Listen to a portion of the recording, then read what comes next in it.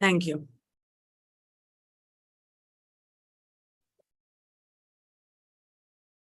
So, good evening, everyone. So, when we look at classics, what is the relevance of classic today? As a teacher in a space institute, and I've been asked this question very, very often. And today's generation, even my children, including my children, they ask me, what is the relevance of classics? And what is the ability to provide entertainment? In fact, when you look at classics, there is this cultural, historical, and philosophical insights. There are so many things that we can actually talk about it. We can explore universal themes, shape literary traditions, maybe foster intellectual development to a certain extent.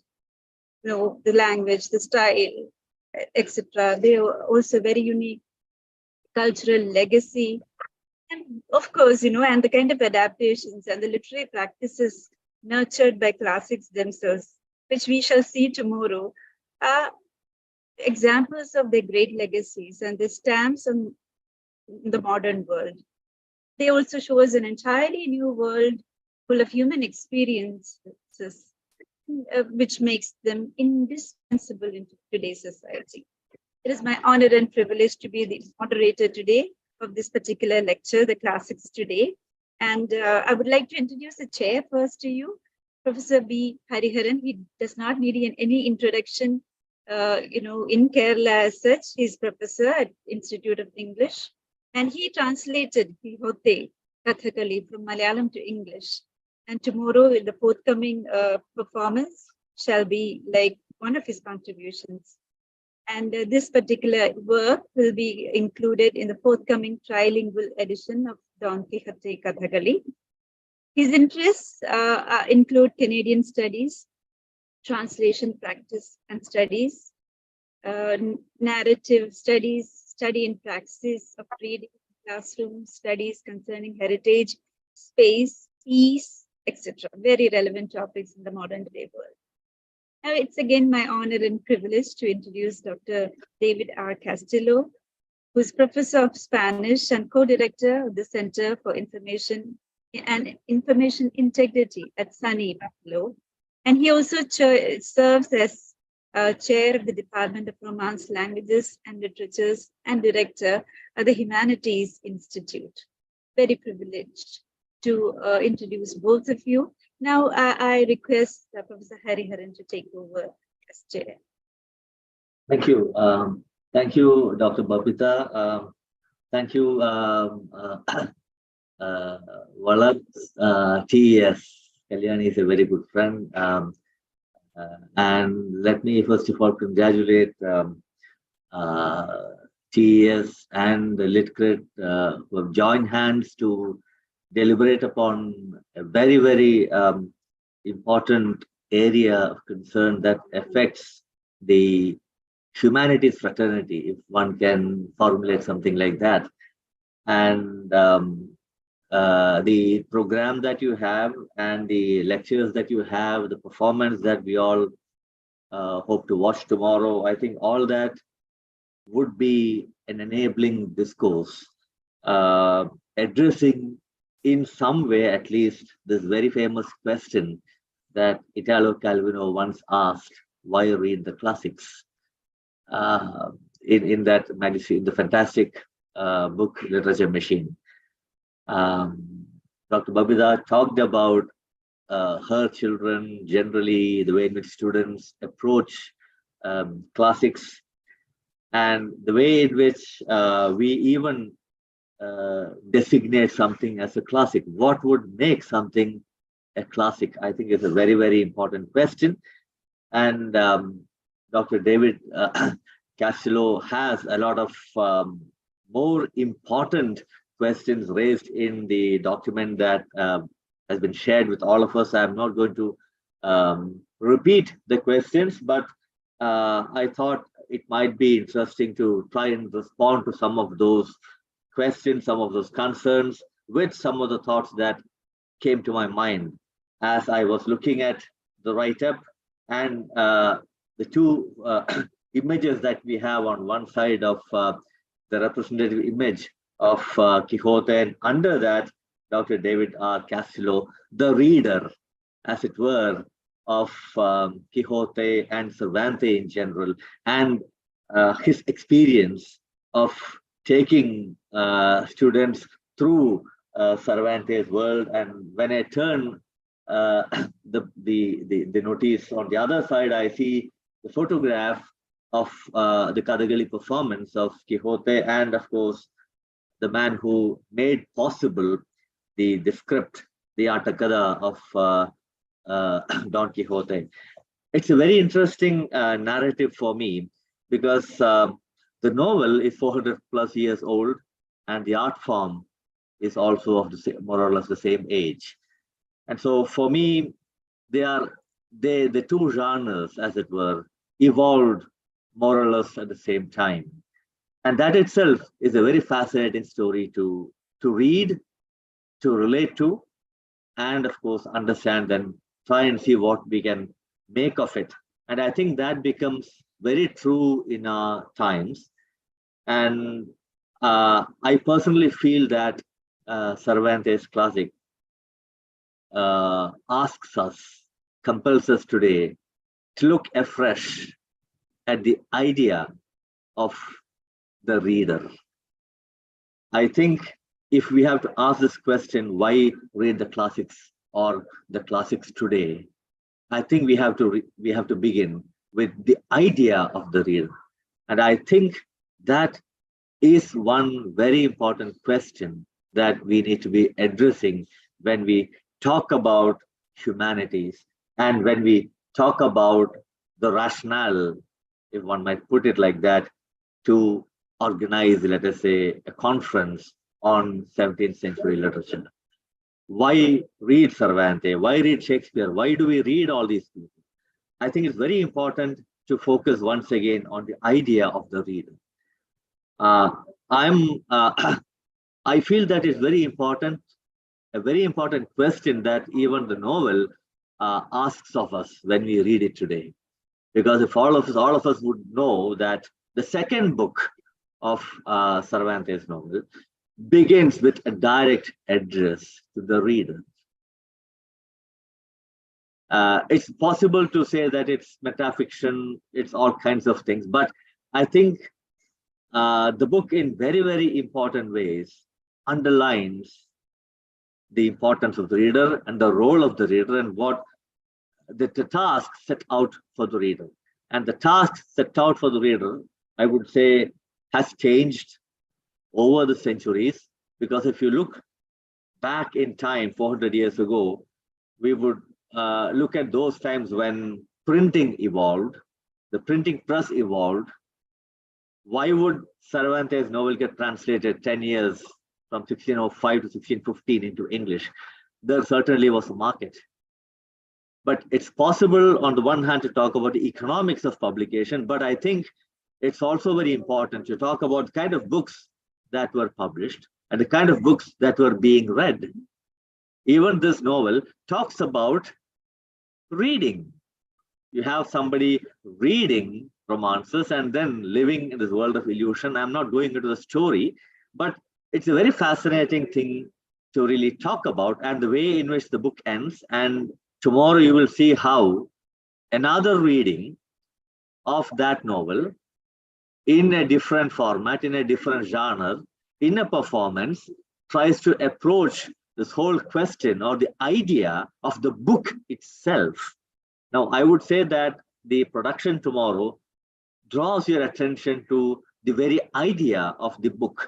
Now, when you look at Europe, the idea of the book is associated to the idea of religion. But when we read Quixote, when we watch this play, it's not religion that comes to mind. It's the idea of the reader that comes to mind. And I would like to draw your attention to a couple of things that I noted down. I had read the introductory chapter of a book titled, the title is very interesting, The Communion of the Book, which was published early this year. The Communion of the Book, Milton and the Humanist Revolution in Reading. This is a book by David Williams. And I was struck by one line there, from this very famous singer, Melanie Safka. Um, I wish I could find a good book to live in. It echoes Cervantes' novel. I wish I could find a good book to live in. There are three more lines. I Googled and I found that. I've not listened to the song. I wish I could find a good book to live in. Wish I could find a good book. Because if I would find a real good book, I'd never have to come out. Now, then we have another, I would say, a very important question to ask. How do we teach ourselves to read? How do we teach ourselves to read? I think this is a question that we have to ask before we go to any class. How do I teach myself to read? I think is a very, very important question. Because I personally feel that when I read a book, I learn how to read that book. That's all I learn when I read it. When I read another book, I learn how to read that book. And that's going to be very different from the prior experience I had with the other book. That's all we do, and that's all we can do. And I think there's a certain way in which it responds to this question of why read the classics? How do we read the classics? And I think this question becomes all the more relevant, all the more important today in the world of inflationary media, to quote Dr. David, and disinformation. Because what it does is to draw our attention, again, to quote David Williams, more than we realize, our brains have been rewired by digital media in ways that are more remote from printed forms of knowledge. I think that's where a program like this becomes very important, and a lecture like this becomes very, very crucial for all of us who are engaged in the humanities. I hope I've not taken too much of Dr. David Castillo's time, but I'll be very happy to invite Dr. David Castillo for his presentation. And the floor is yours, Professor. Thank you very much. Thank you so much. I just want to thank Dr. Balath for her kind invitation and the wonderful team behind this amazing endeavor. Dr. Babitha for her kind words. Dr. Hariharan, I couldn't have asked for a better contextualization of my talk today. Thank you very much, and I hope that I'll engage with some of the questions that you have posed and some of the suggestions for discussion that you have laid out. I look forward to the conversation. I have prepared about an hour, if that's okay. It's basically composed of a short prologue, and it's a two-part talk, engaging with two different courses that I teach and trying to contextualize those pedagogical practices within the frame provided by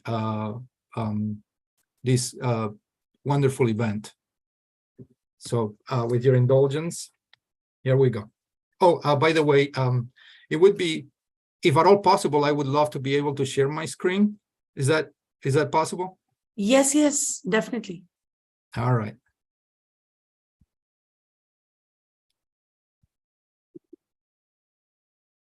All right. Can you see my PowerPoint?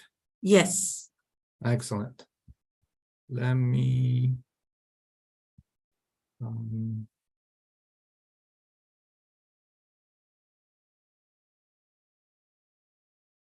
Okay.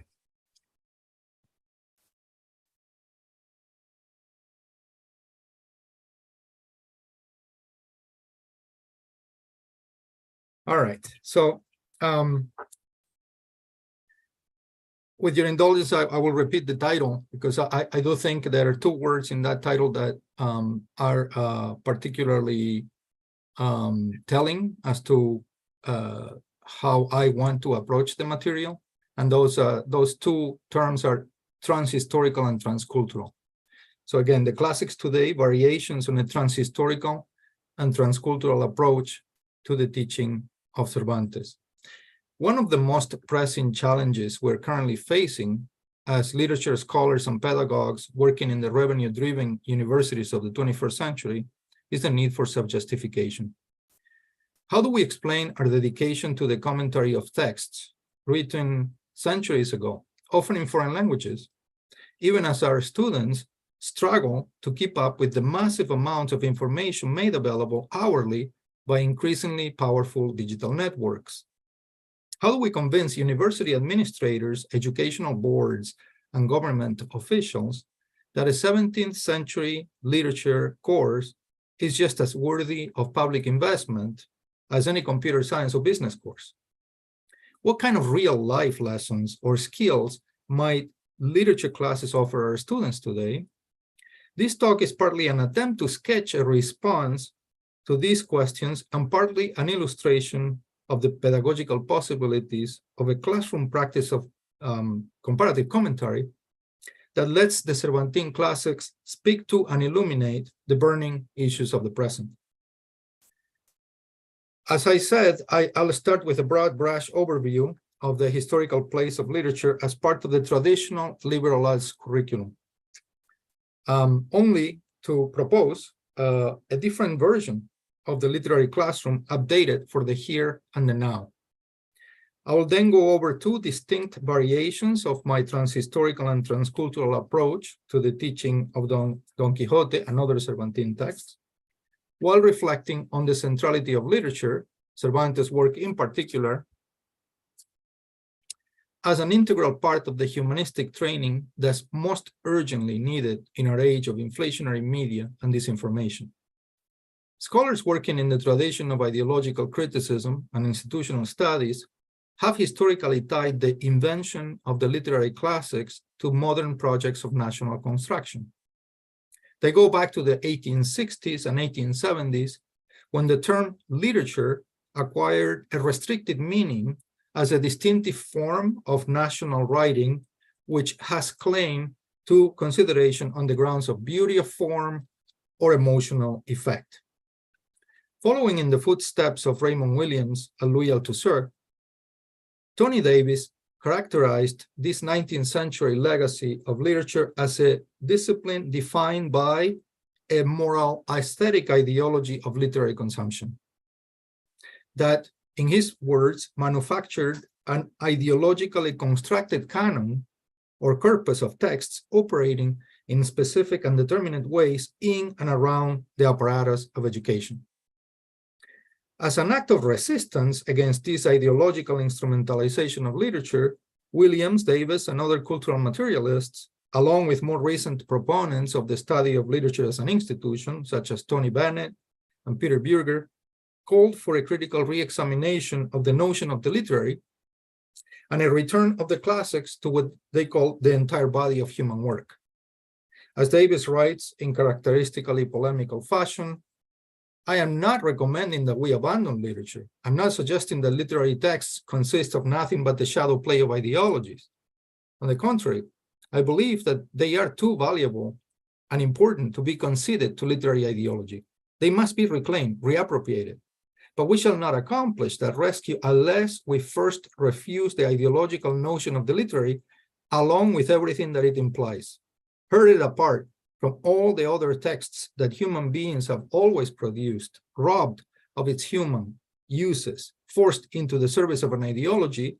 Literature, as we know it, is only a wasted shadow of the thing that restored to the whole field of work, utterance, and imagination it might one day become. This is all Davis. Well, we could argue that educational practices and cultural institutions have changed considerably in the last 30, 40 years. It it is also true that the literary classics are still treated in many respects as monumental symbols of national cultures. I surveyed the institutional celebrations that took place in Spain in and around 2005 to commemorate the 400th anniversary of the publication of Don Quixote in my article que trata de la velocidad de Rocinante y otros asuntos de importancia. A little bit of irony in the title of Rocinante's speed and other matters of importance. While admittedly unscientific and largely anecdotal, the information gathered there shows that cultural institutions and public officials still treated these commemorations as opportunities to celebrate our national culture or the Spanish spirit. Yet it is also true that in the last few decades, an increasing number of Cervantes specialists have been calling for and actively pursuing radically different approaches to the literary classics. In the case of Don Quixote, I would point out the revisionary books published right around the year of the 400th anniversary by members of the current US generation of Cervantistas, some of whom are my dear friends and colleagues, like Julio Baena, William Childers, and Bruce Birmingham, among others. Birmingham's Tilting Cervantes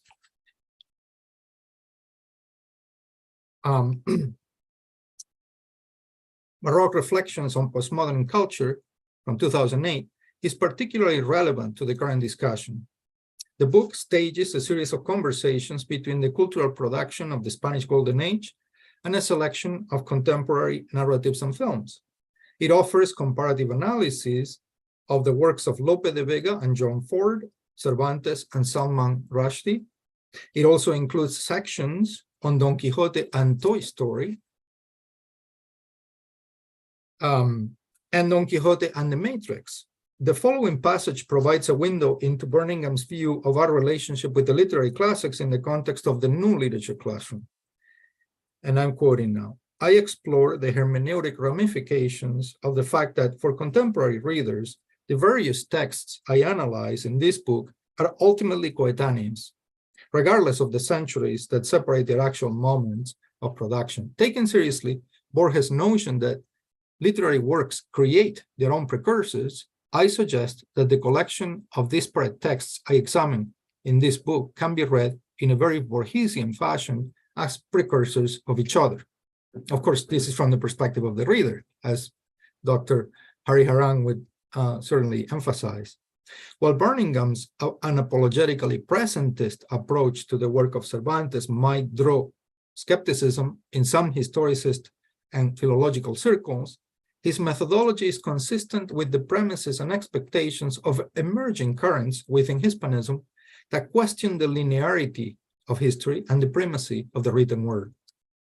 Gonzalo Navajas, among others, have described this transformation of our reading practices in contributions such as the volume El Hispanismo en los Estados Unidos, the Hispanism in the United States, Critical Discourses and Textual Practices from 1999. So it was a pioneer in this regard. Instead of a single perspective, Gonzalo Navajas writes, preeminent and strictly defined, this method proposes the integration of all languages, the non-hierarchical intercommunication between the diverse sign systems, the non-primacy of the written word over other forms of communication. Navajas offers the provisional term correlational textuality to refer to this new reading practice, which would have resulted from what he calls the postmodern dissolution of boundaries. To make the best of this mode of textual engagement, Navajas urges us to envision ways to articulate the diverse currents that flow within the selected texts to ensure that our comparative reading is inclusive but not universalizing, transhistorical but able to preserve its circumstantial difference, anti-canonical but capable of meaningful integration of the classical text. In other words, Navajas calls for a transhistorical method of textual commentary that ought to be capable of integrating disparate media and sign systems while preserving their circumstantial specificity. Admittedly, the challenge would be to accept the postmodern dissolution of boundaries between past and present and between different systems of communication, and at the same time, to avoid the leveling effect of undifferentiating commentary. In the case of Burningham's programmatic pairing of the Golden Age classics, including Cervantes, with products of our own media culture, we could ask whether the traps of anachronism are truly avoidable in this type of approach. Well, this is certainly a valid question, which goes to the heart of the alleged postmodern erasure of the past and its proclamation of the end of history. I would propose turning the question on its head in re-examining the matter of analytical historicity apropos the work of Cervantes. My own take on the subject is indebted to Walter Benjamin's insight that a historical reading must address the state of emergency in which we live. As he writes in his defense of materialistic historiography against traditional historicism, in Thesis on the Philosophy of History, and I'm quoting, a historical materialist approaches a historical subject only when he encounters it in a monad. He takes cognizance of it in order to blast a specific era out of the homogeneous course of history, blasting a specific work out of the life work. As a result of this method, the life work is preserved in this work and at the same time sublated. In the life work, the era, and in the era, the entire course of history. A historian who takes this as his point of departure stops telling the sequence of events like the beads of a rosary. Instead, he grasps the constellation which his own era has formed with a definite earlier one. That's the quote. Now, I would argue that if we think of Cervantes as an author critic deeply concerned with the mass media of his time and its effect on readers and spectators, we are only doing him historical justice when we brush his writings against the grain of our own mass culture.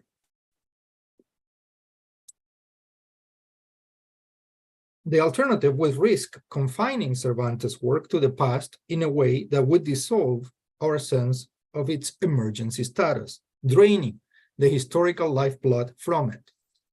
Another way of saying this is that we must not be blind to current manifestations of Islamophobic disinformation in our reading of those passages of Don Quixote and Persiles that allude to the plight of the Spanish Moriscos. Similarly, in reading Marcela's explanation of the reasons behind her self-imposed exile from traditional forms of social exchange, we should not be afraid to recognize feminist echoes from the classic road film Thelma and Louise, for example. From a pedagogical perspective, these recognitions of trans-historical and trans-cultural bridges or constellations, to use Benjamin's metaphor, have obvious advantages, as students feel that the authors we study speak their language in dealing with issues that are relevant to their own life experiences, their concerns, aspirations, fears, and hopes. This is the conviction that propels the kind of comparative commentary I rehearse in my books, as well as in my classes, including my seminar, Don Quixote and Road Movies, in which we pursue interpretations of Don Quixote in dialogue with some of the landmark road films of the last half-century or so. A few years after the release of what is arguably his most famous film project to date, The Motorcycle Diaries, director Walter Sales published an interesting piece in the New York Times Magazine called Notes for a Theory of the Road Movie, in which he traced the origins of the road film to the exploration of the unknown and the adventure of the journey, going back to Homer's Odyssey. In terms of the more recent developments of the genre, Sales identified Dennis Hopper's 1969 film Easy Rider as the landmark, as a cultural landmark that defined road movies for today's audiences by capturing, and I'm quoting, the implosion of the American dream during the Vietnam years. Against the culture of the spectacle and the aesthetic of the simulacrum, best exemplified by reality TV, today's road movies, he wrote, continue to vindicate the transformative experience of the journey. and I'm going to quote a little more extensively from him now. Reality shows offer the audience the illusion that they can live through certain experiences, but only vicariously. What is sold is the impression that all has been lived and that nothing is left to be experienced anew. Road movies directly challenge this culture of conformity. Road movies are about experiencing. They are about the journey. They are about what can be learned from the other, from those who are different. In a world that increasingly challenges these ideals, the importance of road movies as a form of resistance can't be dismissed. That's the quote. Now, when we examine Don Quixote side by side with Easy Rider, The Motorcycle Diaries, or Thelma and Louise, to mention three of the most notorious classics of the modern road movie genre, we can see that Cervantes' novel shares in their key operative principles. Don Quixote is certainly a story about a personal identity crisis that arguably mirrors, to use Sayles' words, the identity crises of the culture itself, and also a story about what can be learned from those who are different. It is not difficult to identify a host of Cervantine characters that represent alternative or deviant, socially unsanctioned lifestyles, from Don Quixote and Cardenio, to Marcela and Maritornes, to Roque Guinart and Ginés de Pasamonte, among others. And of course, the Cervantine story is shaped first and foremost by the experience of the journey. After all, the most prominent characters of Cervantes' novel, including the work's legendary protagonists, are the literal embodiments of a mad desire to experience. Or again, they are the direct result of an act of affirmation of experience over the vicarious consumption of illusions. Another key principle of the road movie genre, mentioned by Sayles, is continual motion. Sayles applies this principle to the central characters of his films as well as their storyline. He underscores the need to allow room for improvisation in screenplays that ought to anticipate thematic wanderings. I'm quoting now. In doing different road movies, I also came to realize that a good screenplay grants you more freedom to improvise. It's like jazz. The better the melody, the easier it is to wander away from it because it'll also be easier to return to it later. These reflections provide important insights into the debates surrounding the Cervantine wanderings that led to the inclusion of loosely integrated stories and different type of narrative material in the two Don Quixote volumes. My impression is that the second part of the novel, or the second novel, comes closer to the melodic principle of jazz mentioned by Sayles.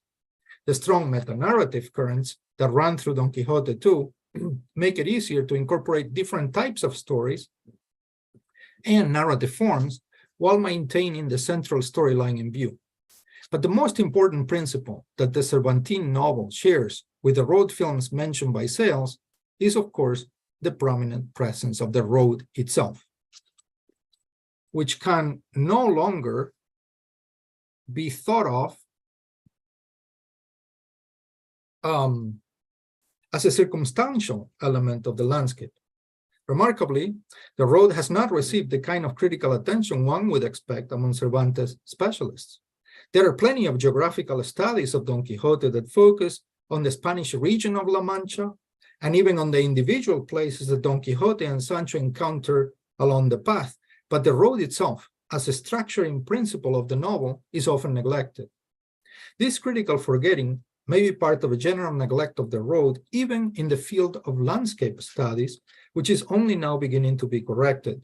As landscape specialist and place studies scholar John B. Jackson writes, disqualified by its own genealogy, outclassed by the prestige of private space, the road has long suffered from neglect by historians and students of the landscape, whereas the house has become the symbol of Arcadian simplicity and innocence. According to Jackson, our sense of the value and social prestige of the house vis-a-vis the road comes down to a choice between what he calls a sense of place or a sense of freedom. Since the house is commonly associated with the blessings of stability, while the road is often thought of as a disturber of the peace, an instigator of radical change. Jackson's notions shed new light on the political implications of the lifestyle choices made by the protagonists of road movies, as well as Don Quixote and Sancho. The central characters of Easy Rider, Thelma and Louise, and the Motorcycle Diaries choose the freedom that comes with movement and change over the social promises of home, family, or even country, which are explicitly associated with the ideological trappings of an exploitative and dehumanizing establishment. In Easy Rider, for example, the endless horizons associated with the road are frequently contrasted with moving shots of houses and tombs, towns and cemeteries. I can think of only two anthropological places in Marco Jeff's conceptualization that are shown in a positive light in Easy Rider. A family farm out west, which stands out as an invitation to recall the foundational freedom dreams of America allegedly abandoned in the name of narrow-minded notions of citizenship and patriotism, and the progressive utopia of a 60s-style agricultural commune that represents socialist ideals. The film Thelma and Louise shows a similarly dark picture of our most familiar anthropological places, the home and the city. If Wyatt, Billy, and George, the representatives of inconformity in Easy Rider, are ultimately murdered by the supposed agents of stability, the female protagonists of Thelma and Louise choose to take their own lives rather than returning to the masculine prison world from which they had fled by taking to the road.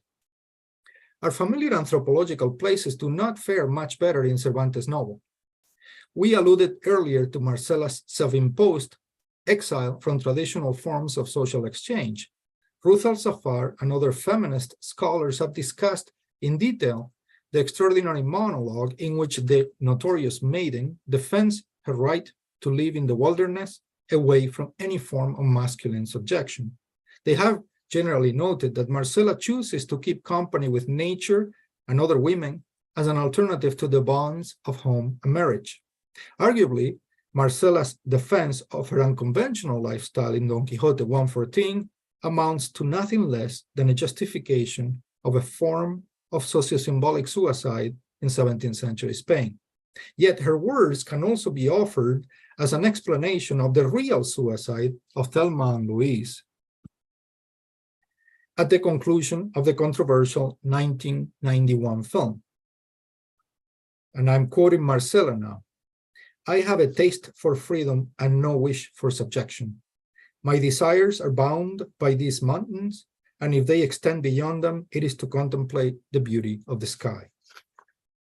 While the eloquent Marcela has deservedly become a magnet for critical commentary due to the feminist echoes of her remarkable monologue, she is but one of the many unconventional characters that represent alternative lifestyles in Don Quixote 1 and 2. This long list includes self-reliable deviants like Maritornes, and even notorious fugitives such as the self-described pícaro comediante Ginés de Pasamonte and the famous bandit Roque Guinart. But Don Quixote himself is arguably at the top of the list of characters who reject the comforts of familiar spaces and social conventions. His existence is inextricably tied to or conjoined with the open road. At home, he can only be Don Alonso, an aging hidalgo with virtually nothing to do. From this perspective, the famous opening of the novel may be seen as an apt description of a truly unremarkable existence. The initial portrait of Don Alonso Quijada, or Quesada, or perhaps Quejana, as a sad hidalgo trapped in meaningless home routines in the first chapter of the novel is reminiscent of the unnamed middle-aged man who dozes off in the background of the scene of the Motorcycle Diaries in which Ernesto Che Guevara and his companion, Alberto Granado, planned their trip across the Americas. The brief pausing of the camera in the direction of the anonymous man dozing off in the corner leads to Granado's warning against the paralyzing effect of life routines. As he says to the future Che, "You do not want your life to end up like that." The film sets up an explicit contrast between this background humanity trapped in the circularity of meaningless life routines and the protagonist's rebellious craving for new experiences and their uncompromising love for the road. La pasión por la ruta, as the narrative voice puts it. Significantly, this scene takes place just before Alberto Granado, in anticipation of the journey before him, draws a playful comparison between his Norton 500, the motorcycle that he has renamed the Mighty One, La Poderosa, and Don Quixote's horse, Rocinante. While it is fair to say that the experiences of the journey will transform the two friends in profound ways, Alberto Granado will end up returning to his former life, to the extent that one can never return to a former life, while Ernesto Guevara, who would reject the path that had been prefigured for him in his hometown, to follow a different road, on his way to becoming the homeless and stateless revolutionary leader known as Che.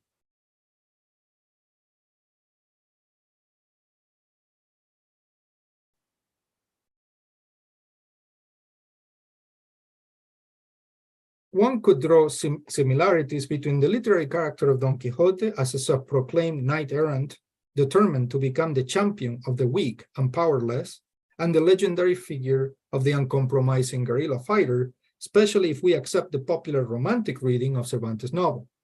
On the other hand, those who favor the anti-romantic interpretation of Don Quixote as a funny book will no doubt be less inclined to entertain connections between the pathetic quote-unquote figure of a ridiculous madman who believes himself a heroic knight destined for glory, and the fictionalized reconstruction of the real life of a young idealist who is genuinely concerned with the plight of the poor, the sick, and the mistreated in the Motorcycle Diaries.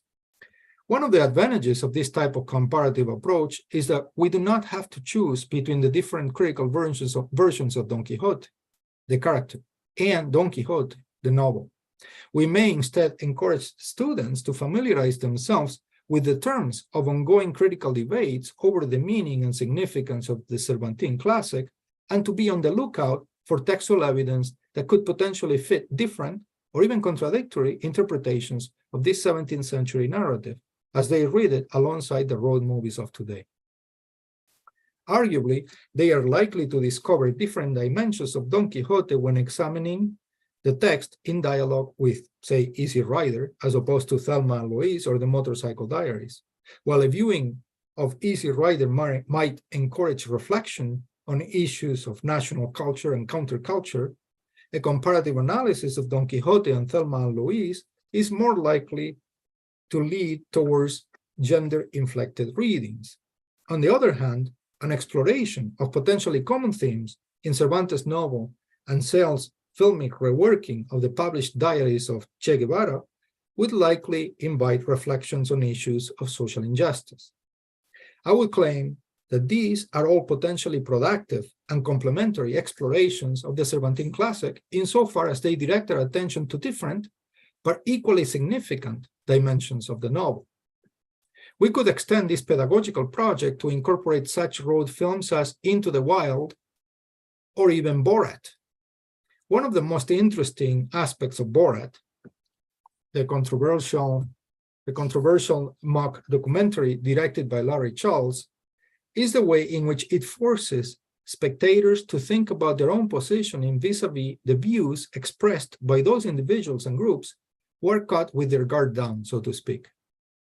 The radical eccentricity of the road character, played by comedian, writer, and producer Sacha Baron Cohen, reveals aspects of our social normalcy that would otherwise remain under the radar. As an example, I would venture that a close examination of the episodes of Don Quixote 2 that take place in the country house of the Duke and Duchess in light of the scene in which Borat dines with the social elites of a typical or stereotypical Southern US town could help focus the discussion on the critical engagement of social issues in Cervantes' novel. Similarly, I would argue that the film's compulsive repetition of anti-Semitic and racist jokes places the spectator in an uncomfortable position, which is in some ways analogous to the self-reflective place that Cervantes constructs for his own readers in those passages of Don Quixote that allude to the Morisco question and the political debates that surround it. More generally, I would maintain that a viewing of the 2006 mock documentary alongside Don Quixote could illuminate the reasons behind the Cervantine investment in the unmasking potential of the figure of the radical eccentric, etymologically off-center. A comparative analysis of the tonal structuring of both texts around the eccentricity of their protagonists encourages reflection on reader positioning in connection with the mechanics of humor and laughter in Cervantes' novel, as well as in the products of our own popular culture. For its part, the award-winning film directed by Sean Penn, Into the Wild, offers a fictionalized recounting of the true journey of Christopher McCandless, a recent graduate of Emory University, from his suburban home in Annandale, Virginia, to the deep Alaskan wilderness. The film is a dramatic and often lyrical version of McCandless' journey of self-discovery. As in the case of Don Alonso, the journey of Chris McCandless is inspired by his favorite books and a profound sense of dissatisfaction with the circumstances of his life. In the end, it is the people he meets along the way and the meaningful, even if transitory, bonds he forms while on the road that will enable his extraordinary emotional and intellectual growth. Crucially, though, the realization to which McCandless arrives at the conclusion of his mad journey is perhaps best summarized by the simple words of another college student turned road character in Borges' El Etnógrafo. And I'm quoting now: "The secret, in any case, is not as valuable as the roads that led me to it. Those paths must be walked." In the case of McCandless, the Alaskan wilderness, the place of destination he had associated with the promise of true freedom and self-reliance, would end up turning into a confining prison and ultimately a tomb. Isolated from the world, McCandless spends his final hours devising means of communication in the hope that his messages from beyond the grave will somehow make it through to their intended recipients.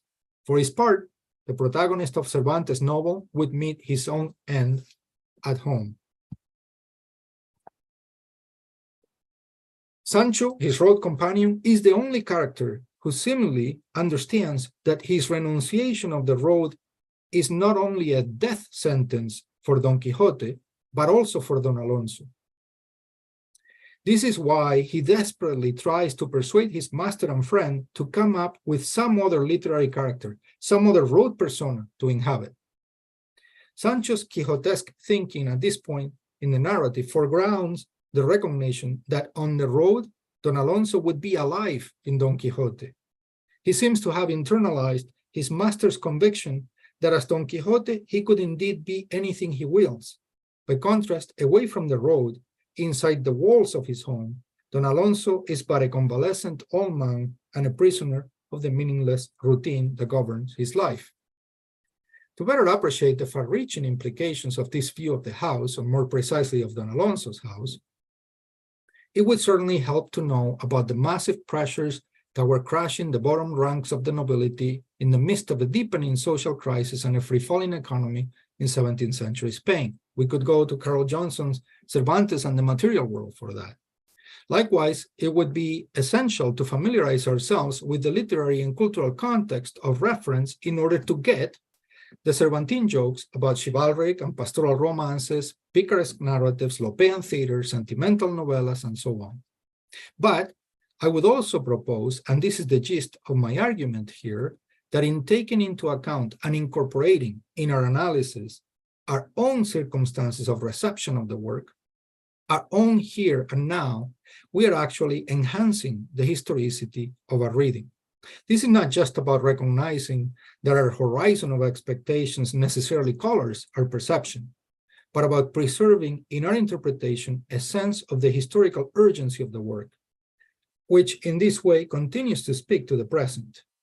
Indeed, I would insist that reading and discussing such classics as Don Quixote in dialogue with the products of our own culture and the pressing concerns of our time, our historical emergency, in Benjamin's words, can help students take stock of the stories and tropes that rule their lives and imagine ways, alternative ways of journeying through the world. Now I'd like to pivot to the second part of the talk, the contents of a completely different course, a graduate seminar on Cervantes and our media condition, which encourages interpretations of Don Quixote and other Cervantine texts in light of the global disinformation emergency that we are currently experiencing. For context, it is important to keep in mind that mis- and disinformation have accompanied the rise of the new media as unfortunate byproducts throughout the history of the modern world. The spread of printed materials in the 1500s and 1600s provided the expanding reading public access to a vast repository of information, but it also made way for opportunists, propagandists, and demagogues who would quickly learn to exploit the vulnerabilities of the expanding print market to their advantage. Early modern Europe, and certainly Cervantes' Spain, were flooded with sensationalist and phony news stories and baseless conspiracy theories. The so-called yellow journalism of the late 1800s and the arrival of radio and audiovisual media in the first half of the 20th century are also notable examples of the correlation between the expansion of mass media and the spread of misinformation, including the kind of orchestrated propaganda we associate with the info ops of the brutal totalitarian regimes of the 1900s. But the speed of transmission and the volume of this information we see in the digital age are arguably without parallel in human history. Today, we can effectively live inside our own media silos, a reality of our choosing that's confirmed on an hourly basis by our own AI-curated feeds. In the most extreme cases, these alternative realities can become rabbit holes populated by self-sustaining illusions. The debates surrounding the recent release of ChatGPT seem to suggest a worsening of the problem in the short term, due to the potential of AI technologies to generate convincing illusions capable of locking users into alternative versions of reality. As Stuart Thompson, Tiffany Su, and Stephen Lee Myers wrote in a New York Times article published on March 22nd, 2023, so just a month ago, even as tech giants scramble to join the commercial boom prompted by the release of ChatGPT, they face an alarm debate over the use and potential abuse of artificial intelligence. The technology's ability to create content that hews to predetermine ideological points of view or presses disinformation highlights a danger that some tech executives have begun to acknowledge, that an informational cacophony could emerge from competing chatbots with different versions of reality, undermining the viability of artificial intelligence as a tool in everyday life and further eroding trust in society. This is where the example of Cervantes' most famous character comes handy for me as a sort of literary analog. Don Quixote is, of course, known for living inside a self-sustaining fantasy world, his own chosen reality, informed by chivalric illusions, inside of which ordinary windmills can become evil giants. His fictional exploits are, of course, the inspiration behind the expression tilting at windmills, meaning attacking imaginary enemies or evils. If we can make the leap between the pages of Cervantes' famous novel and the circumstances of the cultural crisis that inspired it back to our troubled present, we would say that our media environment is breeding an alarming number of Quixote-style vigilantes. Let's call them Q Knights, intent on charging at all manner of things based on the self-sustaining illusions of conspiracy theories they read about in their media feeds. Like Don Quixote himself, the Q Knights over time can live inside self-sustaining illusions in which the proliferation of mattress stores in a concentrated area of Illinois is clear evidence of a massive money laundering operation. And the basement of a popular pizza restaurant in Washington, D.C. is the headquarters of a child trafficking ring. They know what's really cooking down there, even if there is no down there, because they've read about it online. The fact that the restaurant in question has no basement is only proof of the vast powers of the ringleaders and their accomplices who managed to cover their tracks so effectively.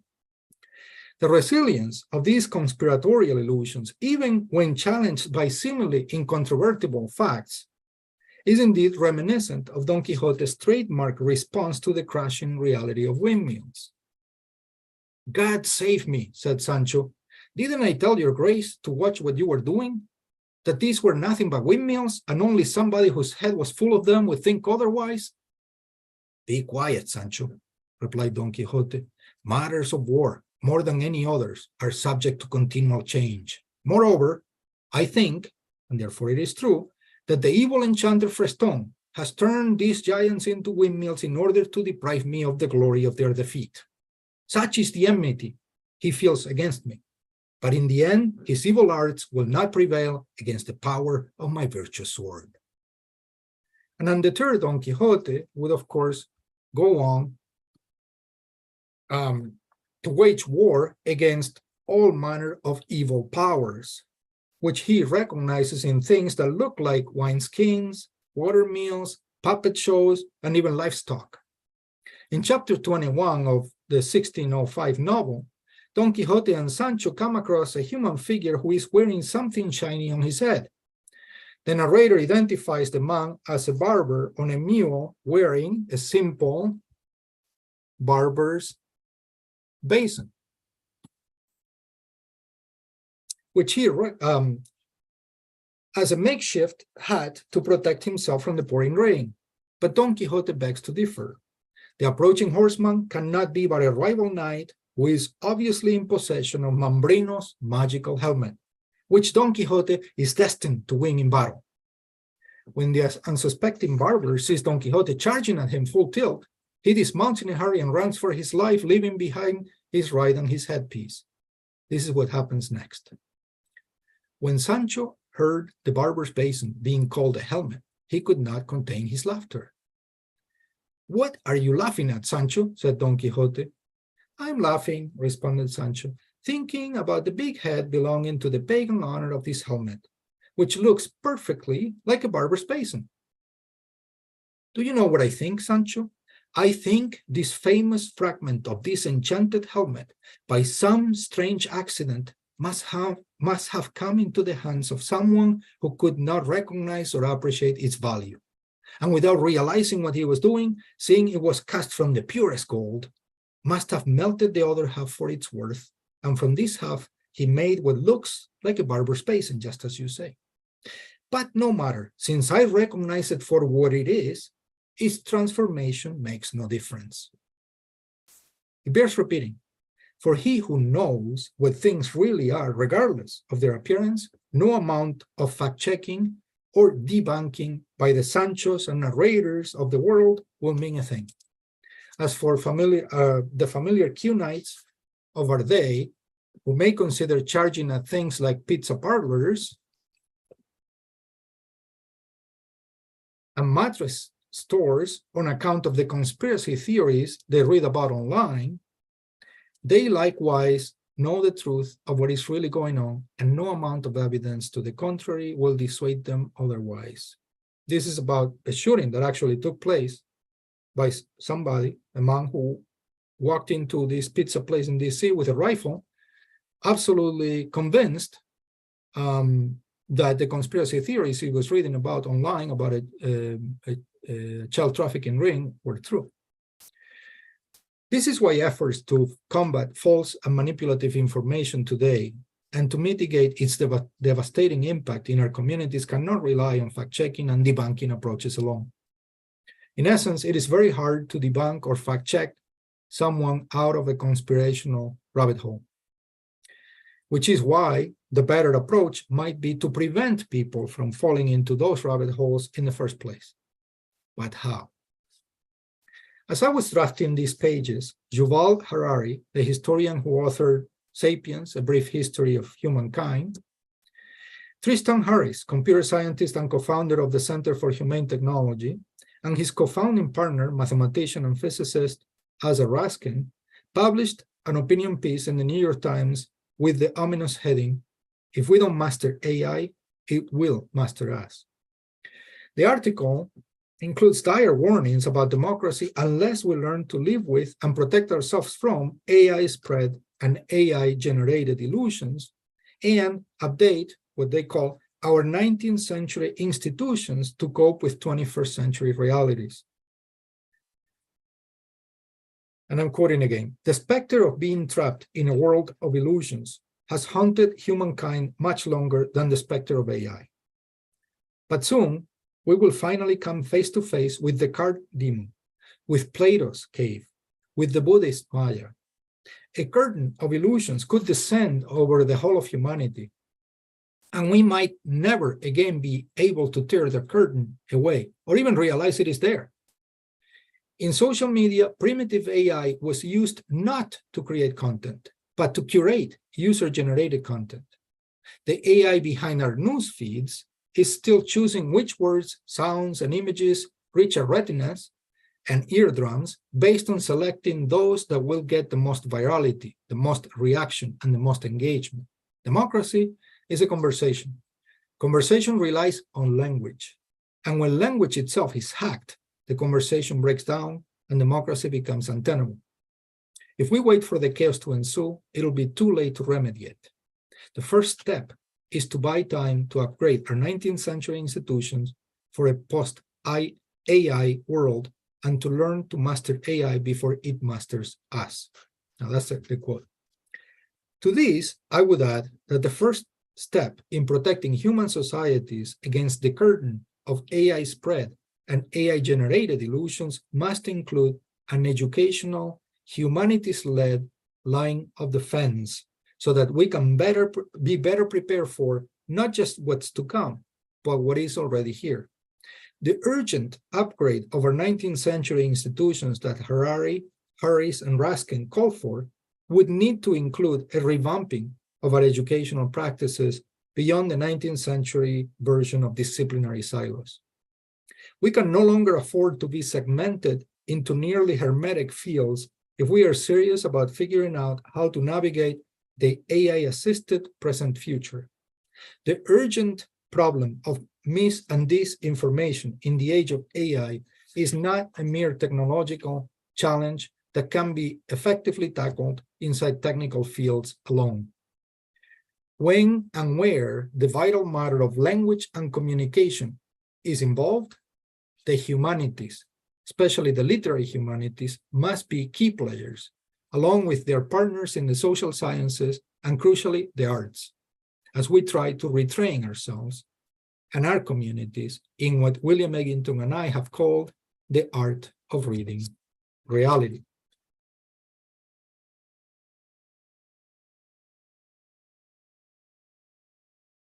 Former editor of Time magazine and government official in the Obama administration, Richard Stengel, offered a sobering view of our disinformation problem from a national security perspective in Information Wars. He concluded that the public needs to be made aware of and trained to navigate the vast amounts of manipulated disinformation flooding our media market. Stengel paints a picture of a world at war in which authoritarian governments and non-state actors weaponize disinformation to erode the public trust in democratic institutions and effectively incapacitate, and I'm quoting now, the ability of free people to make intelligent choices. He reminds us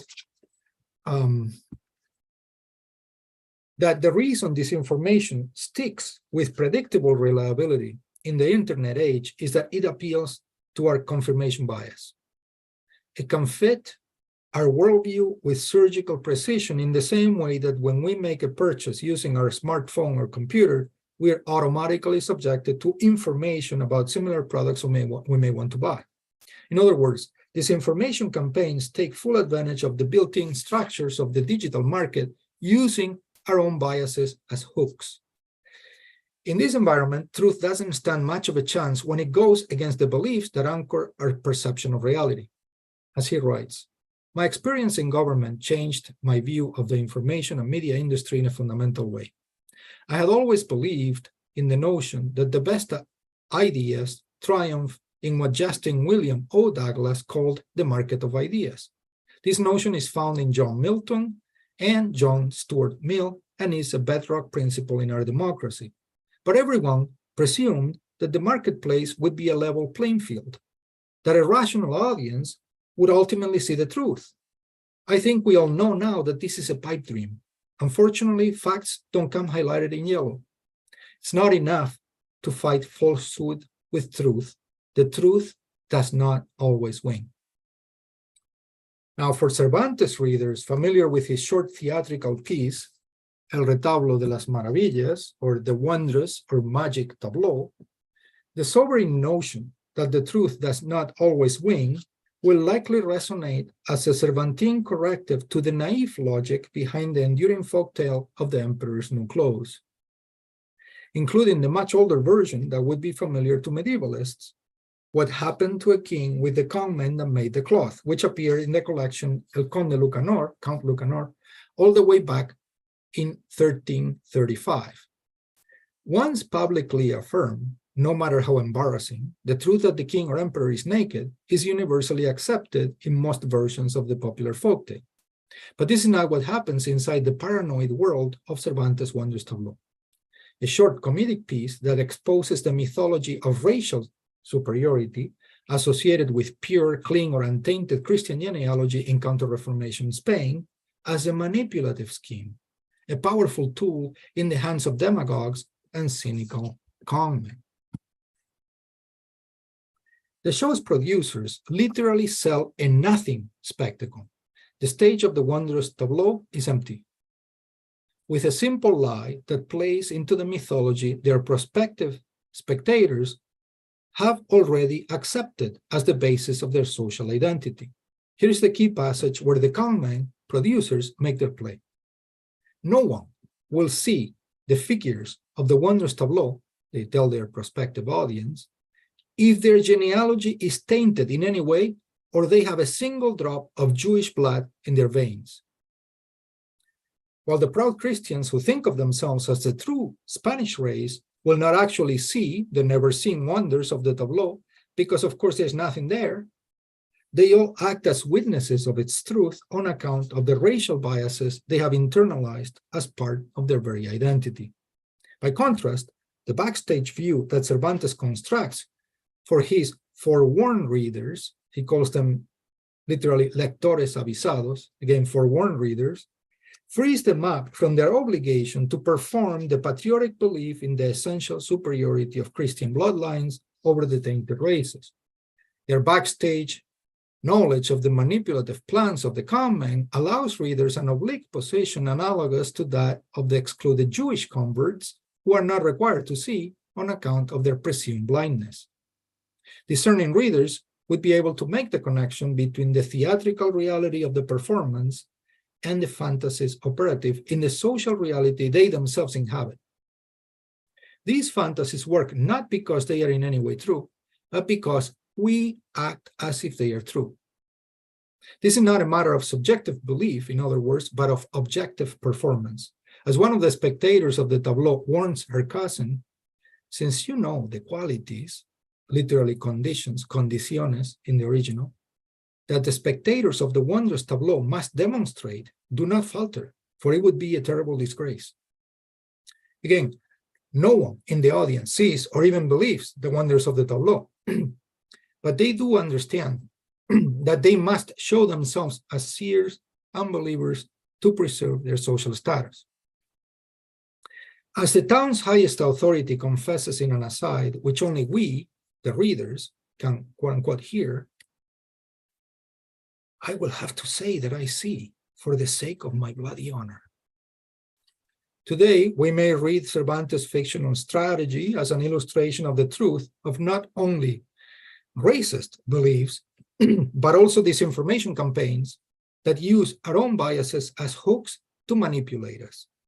To get to the truth, it is not enough to insist that Jewish are not really blind. The truth that Cervantes is getting at, the deeper desengaño or undeception, has to do with the manipulative power of demagogues and conmen who trade in racist fantasies and confirmation bias blame games. Who are the blind people of the wondrous tableau, if not the spectators who have been manipulated into willfully pretending to see what is not and has never been there? Incidentally, another word for tableau is puppet show. And of course, I interpret Cervantes' puppet show as a transhistorical warning about the power of the big lies of demagogues.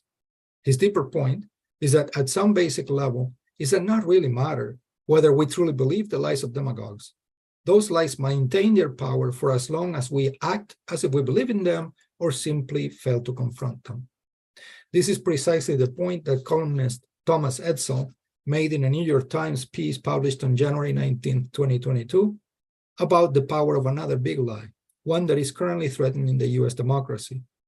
And I am closely paraphrasing now.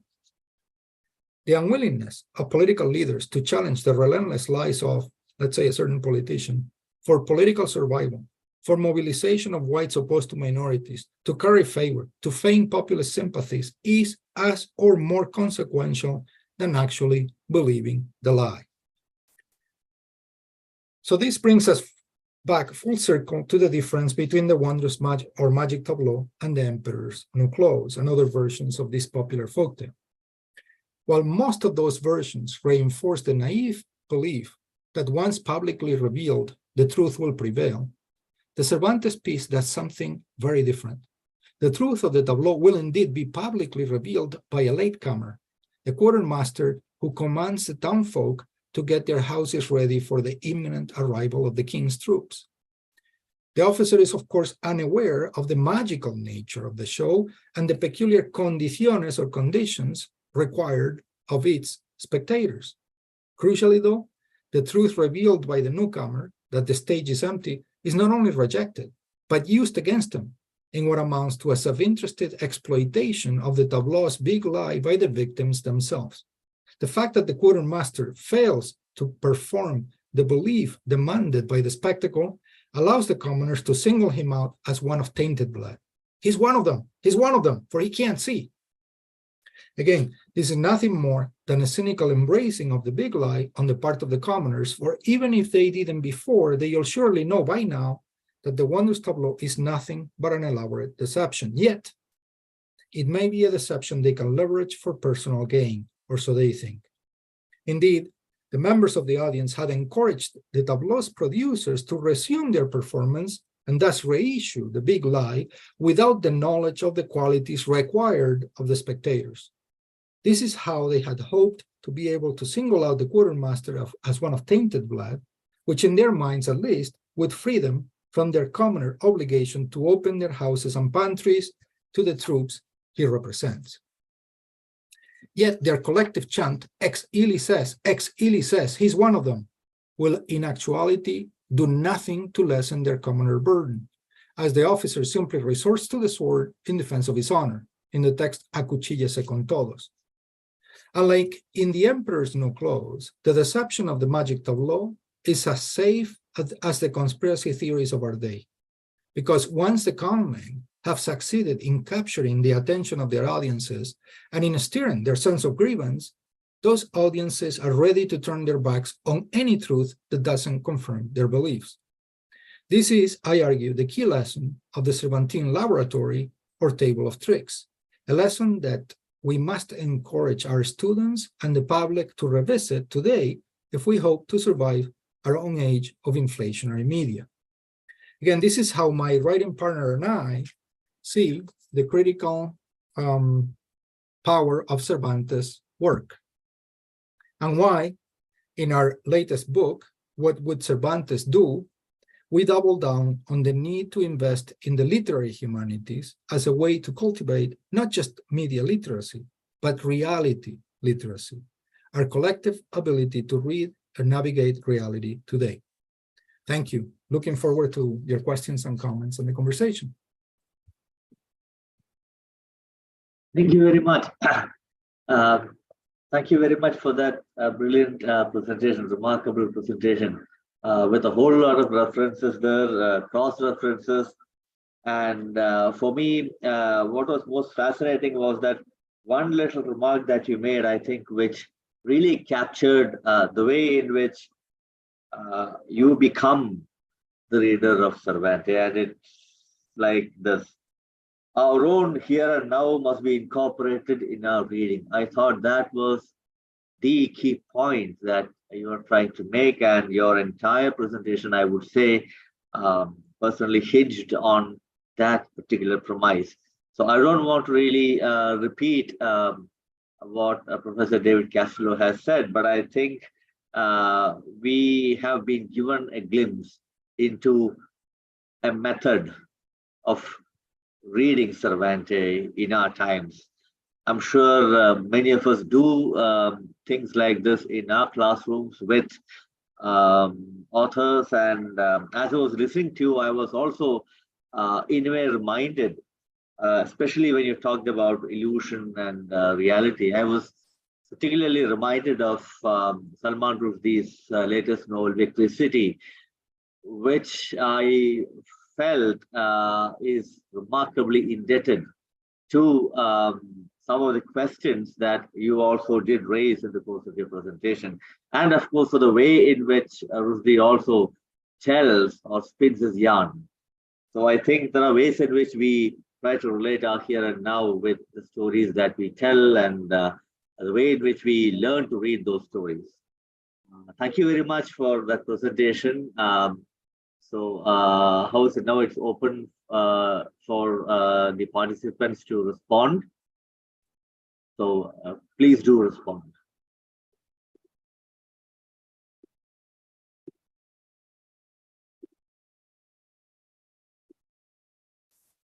Thank you, Dr. David Castillo.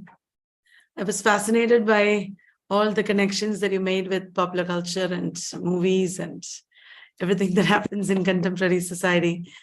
But particularly, I'm curious to know, even though this is outside the purview of your talk, given the carnivalesque, satirical, and subversive elements of Don Quixote, and also the Spanish connection, could you enlighten us on how Don Quixote has inspired the Latin American writers?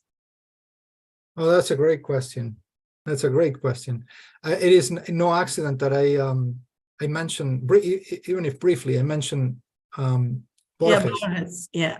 Yes. There is so much of the so-called literature of the boom, the Latin American boom, that is inspired directly or indirectly by Cervantes. I mean, in the case of Borges, he's got a short story titled, as you surely know, Pierre Menard, author of Don Quixote, in which he plays with this notion of the postmodern dissolution of boundaries, or dissolution of boundaries, and to suggest the possibility of a dialogue between past and present, mediated by this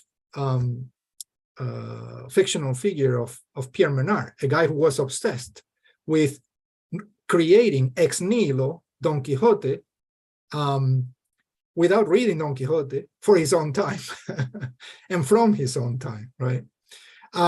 There is another little story right around the time that he was working on Pierre Menard, author of Don Quixote. He also wrote another story that normally is not presented as a story connected to Don Quixote, but I think is an even better commentary of Don Quixote.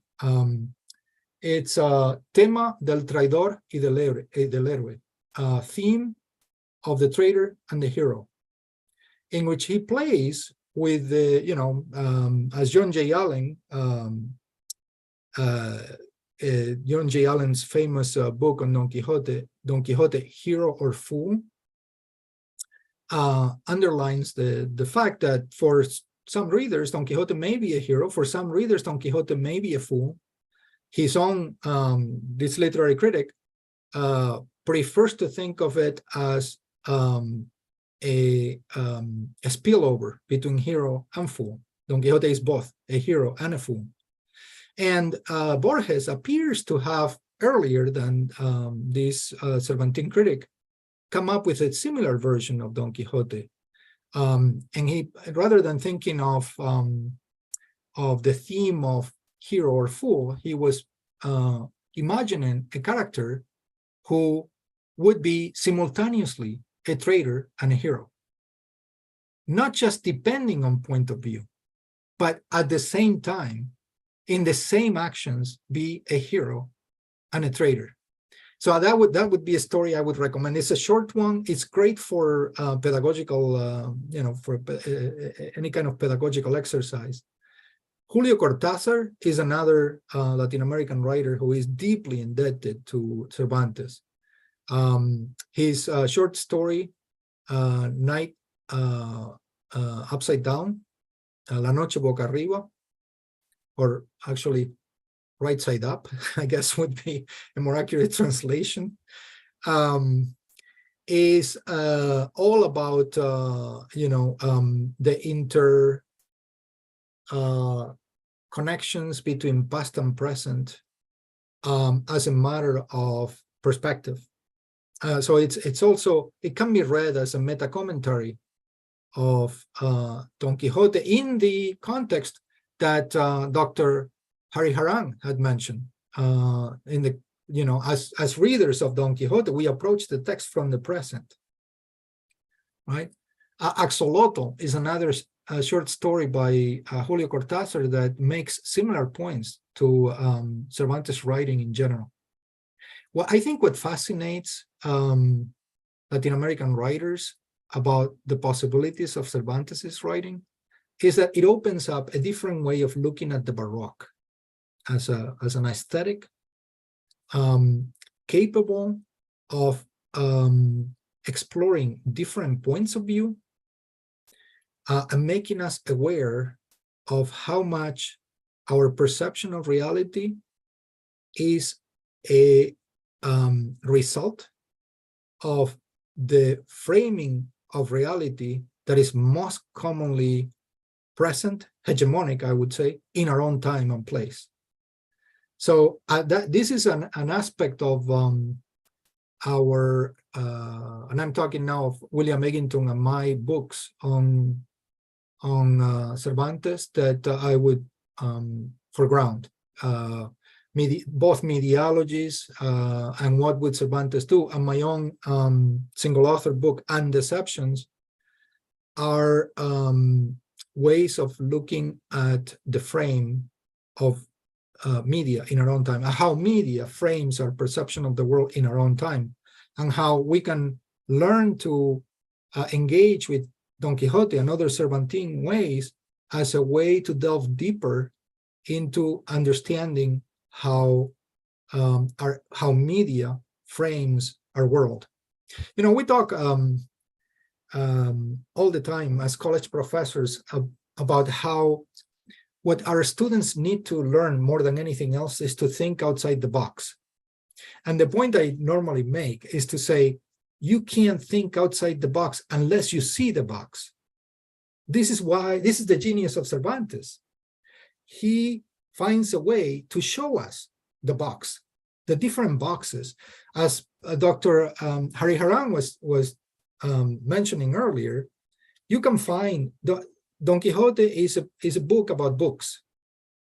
You can find explorations of the different, critical explorations of the different genres of Cervantes' time in Don Quixote. We have a dialogue with the picaresque. We have a dialogue with the chivalry novel, obviously. We have a dialogue with sentimental novellas, with the most popular theater of the time.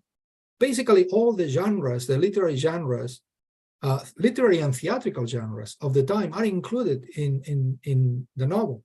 But the way he does it makes us aware of the box, of the conventions of each individual genre. And it also draws the connections between how the reader or the spectator of particular genres are being constructed, framed into existence, let's say, by that genre, and also how in our own world we live by stories. What we fear is a result of the stories that we have internalized. Where we hope, where we place our hopes, it is a result of the stories we have internalized, and how engaging with those stories is crucial to be able to liberate ourselves, to free ourselves from the expectations that, inertia, our cultural inertia would have for us. This is where road movies in particular come handy, because they are all about exploring both the inertias that tie us down, quite literally, the inertias that are associated with the notion of stability, of cultural social stability, and the liberating dimension of movement that is promised by the endless horizons that are so often present in the most iconic images, cinematic versions of the world in these road movies. That's where I also see the connections between Don Quixote and road movies. The same is what, when I foreground the need to think about the literary classics from the here and now, I am literally thinking about how we engage, how the classics can help us engage with the boxes that frame our perception of the world today. It's almost, we talk also about how important it is for students to study abroad, because they can see their own culture from a different perspective, that defamiliarizes them, that de-anchors them from the inertia of their own cultural heritage. Well, a literary classic can do that for you if presented, if shared with the students in a way that allows for these kinds of explorations. In any case, going back to your original question, I think Latin American writers who are interested in exploring ways of thinking about how decolonization might be possible, or a culture of decolonization might be possible, they look to Cervantes for inspiration. So when they have created a whole new Baroque, I would argue a spin-off of Cervantes's insights.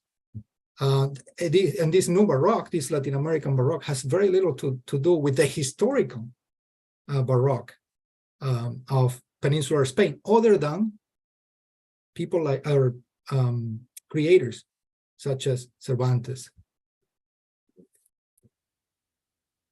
Yeah, though I was not aware of it until this lecture, I am so fascinated by the post-colonial potential of Don Quixote. And that reminds me how Cervantes has kind of presented a deconstructive view of Spain in Don Quixote, is how Salman Rushdie in Quixote has presented America. And that is, yeah, absolutely. In fact, for those who are interested in pursuing this line of thought, I would suggest or recommend going to Alejo Carpentier. So Borges, Cortázar, and I would say for decolonizing perspectives, or for thinking about the possibilities of a Baroque aesthetic in the Cervantian mode that can be teased out as a decolonial aesthetic, as a decolonizing aesthetic program. Alejo Carpentier is perfect for it. Perfect. Los Pasos Perdidos, in particular.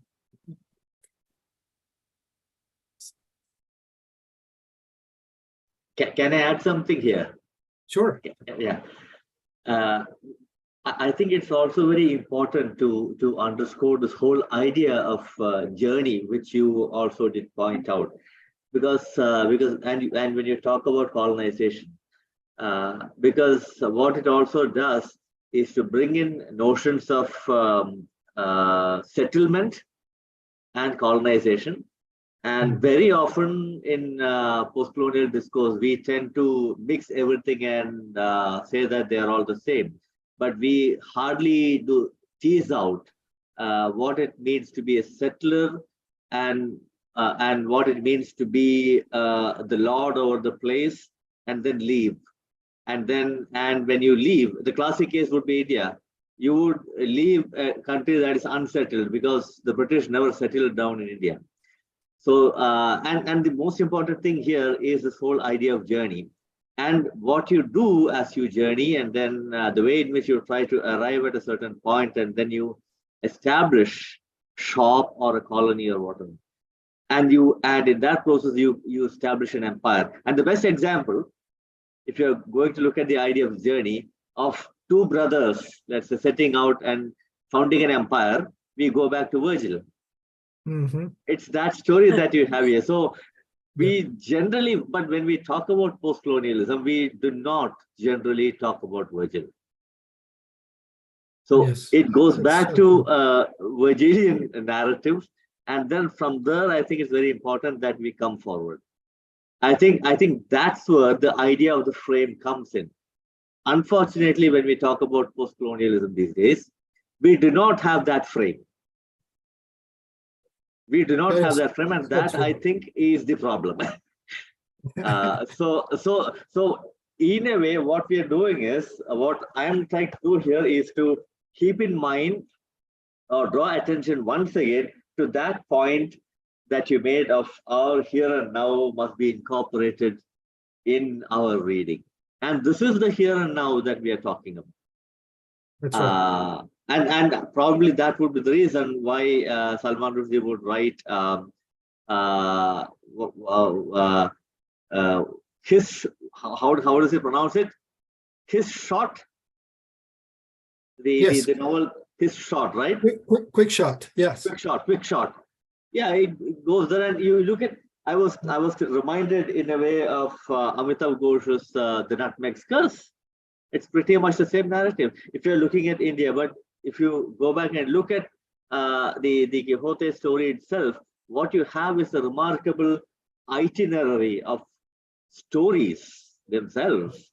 There's a way in which stories travel, and the Quixote and Cervantes novel is just that.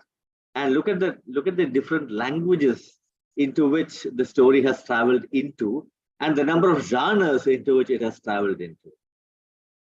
I mean, it's a very, very rich area to actually explore, study, and learn. And of course, the point that you made about Borges' short story Pierre Menard, author of Don Quixote. What a fabulous story! Absolutely. Yeah. I love all your comments. It makes me think about how when we allow the students to engage with their own stories in our classes, we are all the richer for it. Yes. Much of, as you mentioned, much of Cervantes Don Quixote is actually reading stories. Yeah. Oftentimes when they meet together in one of those ventas, in one of those inns on the road, the characters pick up all kinds of literary material and start reading, and then what we have there is a flesh out reading of the stories with commentary. So, there are characters who comment on the stories that are being read, and we have access to their different perspectives of those stories. We can see in real time how those stories are making a different kind of impact on each individual reader, depending on their own expectations, their own living circumstances.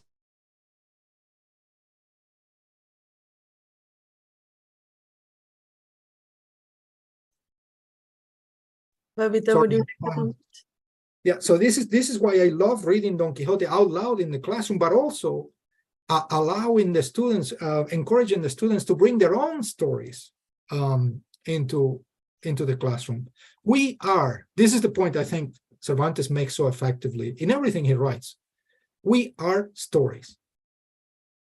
We are the stories we are exposed to, the stories we've internalized, the stories we reject. We are stories. And we need to figure out how to make better sense of the stories that we are, and also to figure out if we want to change, if we need to be able to have the freedom to figure out what stories we want to be part of. And that's where the road movie comes in. That journey, it's also the journey of writing your own story, as opposed to just living the stories that you have internalized. Dr. Castillo, such an interesting lecture. Seriously, you had enlightened, given us a lot of insight into so many aspects. Thank you so much. And I have been particularly enamored by the way you connected the contemporariness of Quixote to the algorithms of our AI-driven society. So in Quixote's perception of reality, or the projection of imagination into a kind of a delusional creativity, these similarities are very loud and clear. Could you also elaborate a little bit more on this particular aspect? Yes, absolutely. Thank you so much for the question. For many of my colleagues, I'm not talking about colleagues in Spanish literature or in the Romance language, at Romance languages departments such as mine, but colleagues in the humanities. As you mentioned, I used to be a Humanities Institute director, and even within, the frame of the very capacious frame of our activities as a humanities institute, people would scratch their heads about how the director of the Humanities Institute, a Cervantes scholar, a Don Quixote expert, would be co-director of a Center for Information Integrity. How is that, how does that make any sense? And so my other co-director is a computer scientist. For most people, that makes a lot more sense, because this is a technical problem, right? So they think this information is a technical problem. What the potential cataclysmic effects of AI manipulated reality have to do with technical issues, right? Well, no. My partner, the co-director of the Center for Information Integrity here at UB, Siwei Liu, is the first one to recognize that this is far from a technical problem, that this is a human problem, that what we need more than anything else. He is my partner is an expert in deep fake detection. He's a world-renowned expert in deep fake detection. He has testified in Congress. He's called nearly daily by all kinds of news media outlets to comment on the newest deep fakes and manipulation of reality tactics out there, scams of all kinds. And yet he will tell anyone who listens that he and his lab can do deepfake detection. However, those deepfake detections will do nothing to bring people out of a conspirational rabbit hole. Their detection is always, as he calls it, forensic in nature. It comes after the fact. By the time they are able to flag this information, the damage is already done. Not only that, oftentimes, he tells me, when they flag this information, they are also spreading it because people are curious about what's a deepfake. So they actually look at it more and they share it more. So even if some people, they can be assuming that some people are checking his deep fake o-meter, as he calls it, just to figure out whether something is true or not. Once the raised flag on a certain video is raised, that video is going to be spread. And once that video is spread, there is no way that it will be spread in the right way. You know what I mean? So he tells me, I don't know what to do. I'm generally an optimistic person, but when it comes to this information, I just don't know what to do, and I'm supposedly the expert. So what he's interested in us, the reason he's interested in us working together, and we've been giving talks together all over the place around here. We've given talks in Washington, D.C., New York City, in Rochester, certainly at UB. When we do talks together, people are both shocked at the fact that a computer scientist and a Don Quixote specialist are putting together a PowerPoint and giving a talk together, but even more shocked by the fact that what they end up realizing that might be most relevant to fighting this information is what Don Quixote has to say, the book, rather than what the computer scientist has to say. Because the Cervantine version of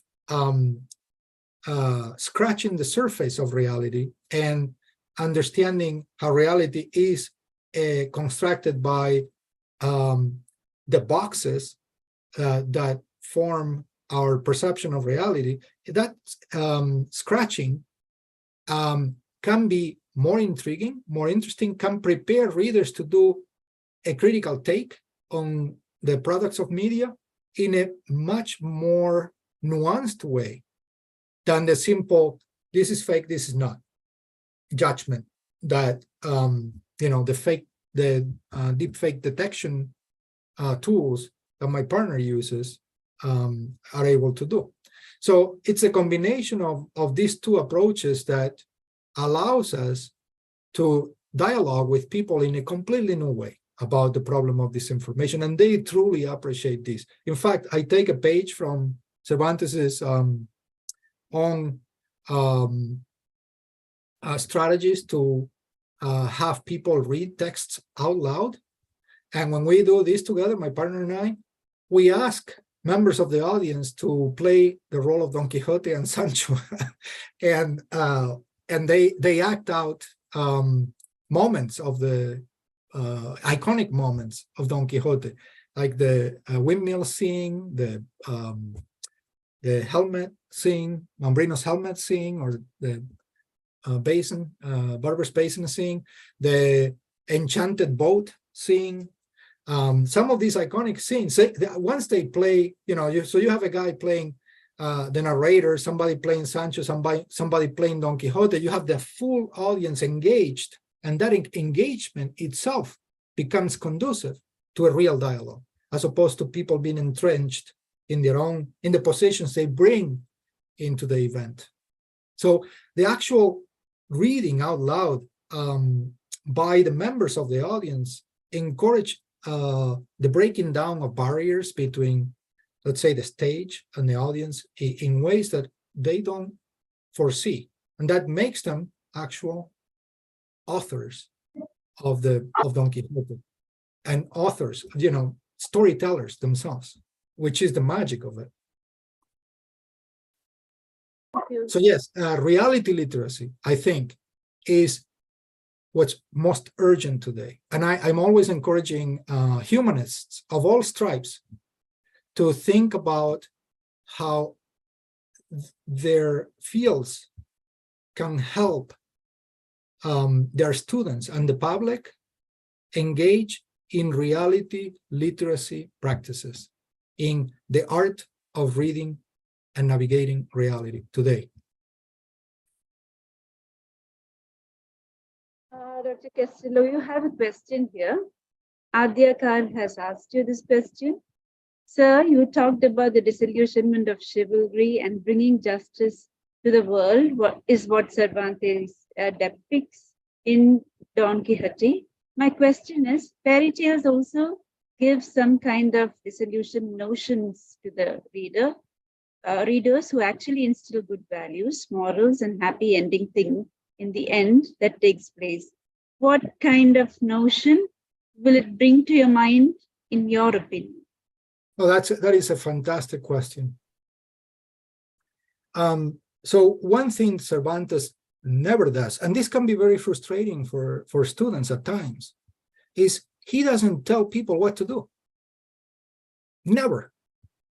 I mean, you can find all kinds of questions in Cervantes's writings.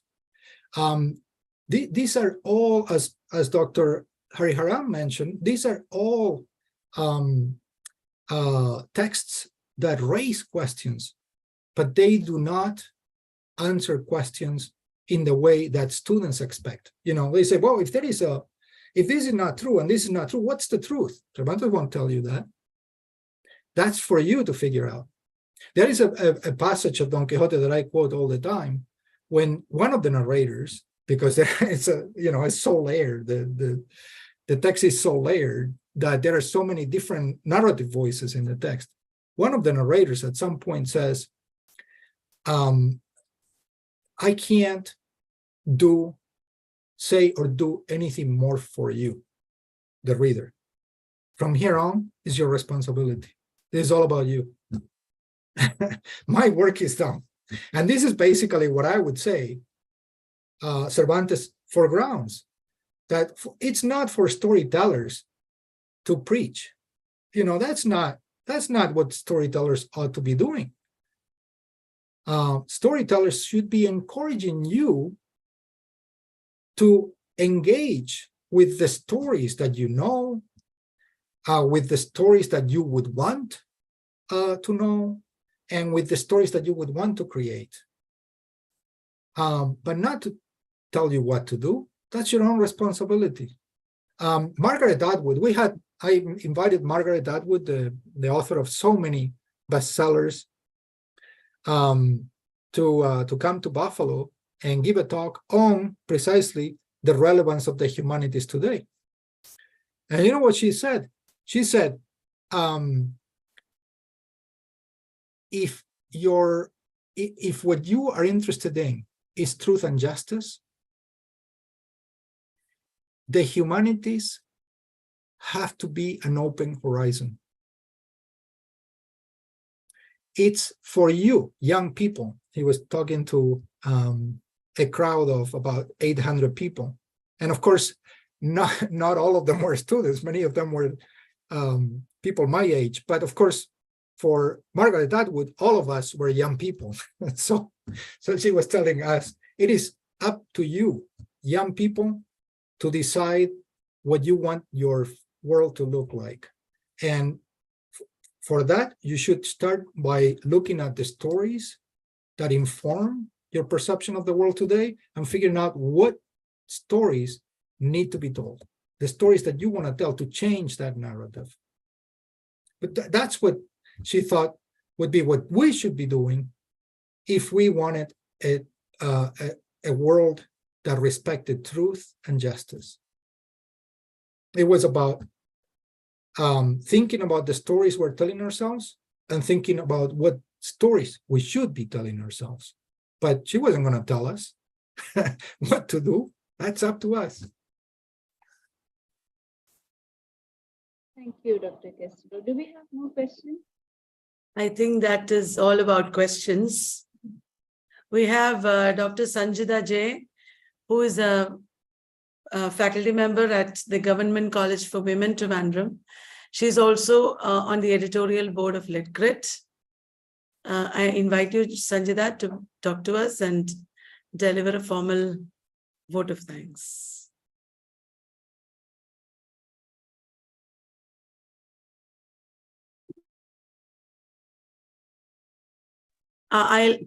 You have to unmute yourself, Sanjida. Oh, you're muted again. Somehow. Yeah. Okay, there you go. Okay. So good morning, Dr. Castillo. You have Good introduced us to different dimensions of, how to read classics, literary classics, especially the Cervantine classics in the contemporary age. And especially liked what you said, you can't think out of the box unless you see the box. So as a teacher who teaches world classics, I found your talk really beneficial. You have, kind of given us a very a brief overview of how how we should approach literary classics, how literary classics can help us to see the world from different perspectives. So on behalf of our Let's Test, Litcrit, all the participants, I would like to thank you for your very interesting, highly informative, enlightening, and thought-provoking talk. Thank you so much, Dr. Castillo, for joining us. Thank I you would also so like much. to thank Dr. Babita. I would also like to thank Dr. Babita Justin for moderating the session, Dr. B. Hariharan for your invaluable remarks, all the participants who attended the session, the members of the editorial board of Litcrit, and also a huge thanks to Dr. Kalyani Vallath, who has taken such immense effort to organize this talk. So thank you, everyone. Good day to you, sir. Good night here. Thank you. If I could end with a little something about the box. One of the first things I do in class when I teach this stuff is, I pick any book. Let's say this is a Cervantes classic, right? And I say, how do we know that this is a classic? Because it says it right here on the back of the box. The book is a box itself. So it says right here, it's a classic of Spanish literature. What does that mean? Do we need to take this at face value because it is in the box? So we do a little bit of that too. We look at the box of the classroom itself, the box of the book itself, the box of the canonical works itself, the box of literature itself as a discipline. And I think this is the most Cervantine thing we could do, the most Cervantine way to start the class, just like his prologue of Don Quixote, which is all about writing a good prologue of Don Quixote and how a good prologue for a novel like that will look like, right? So thank you so much. I just want to express my gratitude once again for allowing me to be a part of this amazing event. And I hope our paths will cross in the future. Yes. Thank you, Dr. Castillo. Dr. Hariharan, would you like to just remind them about the Kathakali that yes. happen tomorrow? Yes. Yeah. So tomorrow, after, I must say, quite some time that Trivandrum is going to play host to Don Quixote Kathakali. It was first performed in 2016 in Trivandrum, and then it toured Mexico. And before that, it did go to Spain. And they were fortunate to perform this there in Spain as part of the 400 years of the novel. And this was a joint collaboration. It was a joint work, and I would say it was a remarkable experiment in terms of intercultural theatre. And they brought in, there was a team in Spain. Casa India was very much involved in the production. It was they who came up with this idea. They came to Government of India and the Ministry of Culture, and they wanted some organization, some performance, some way in which Cervantes novel could be celebrated. And that's when the ministry thought that they could entrust it with Margi. And that's how Dr. Venugopalan was asked if he could do the job. And but at the same time, I must also say that it goes back in time to not just to Casa India, but to Professor Ayyappa Panikar, renowned Malayalam poet, professor of English, literary critic, and also my teacher. And he was also head of the department of the Institute of English, where I now teach. Now, he had initially, sometime in the late 80s, early 90s, had in fact discussed and probably did say that this is one text that could find space in the Kathakali repertoire.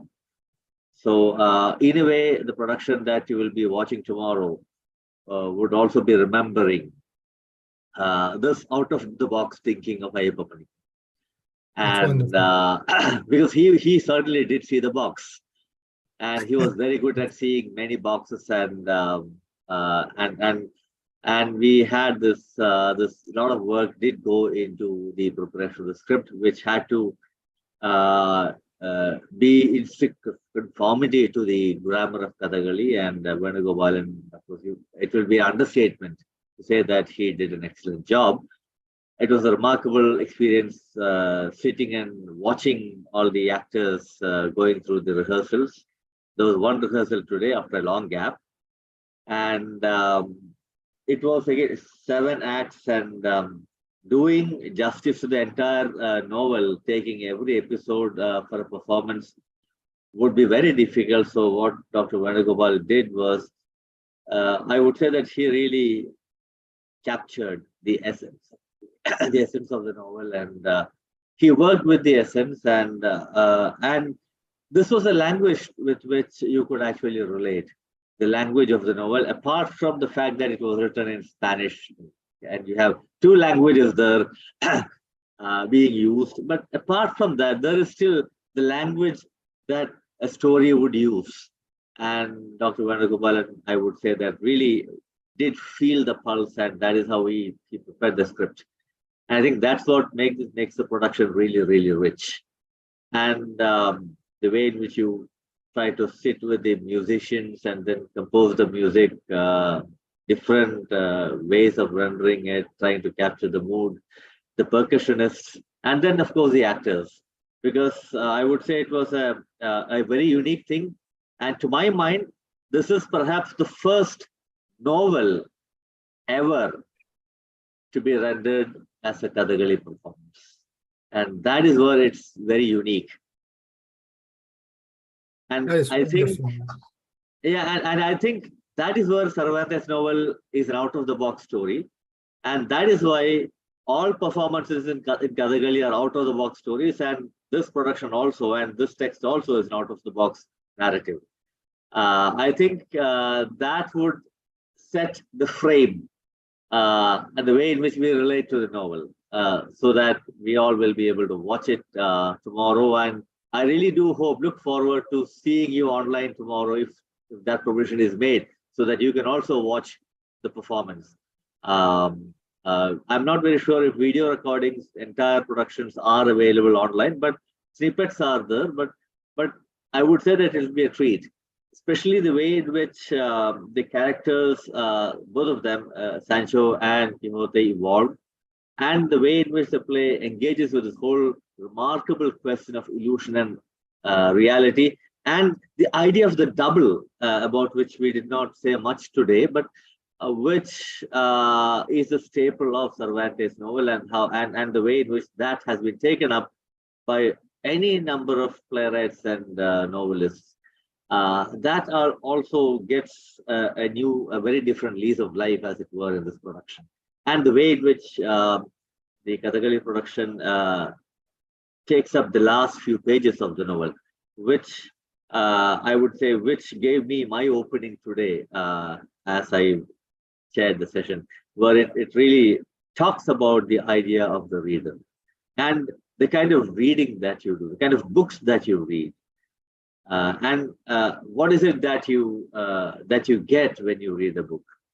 These are fundamental but very important questions that any student of literature, forget any student of literature, anyone who has learned how to read the alphabet, I think will.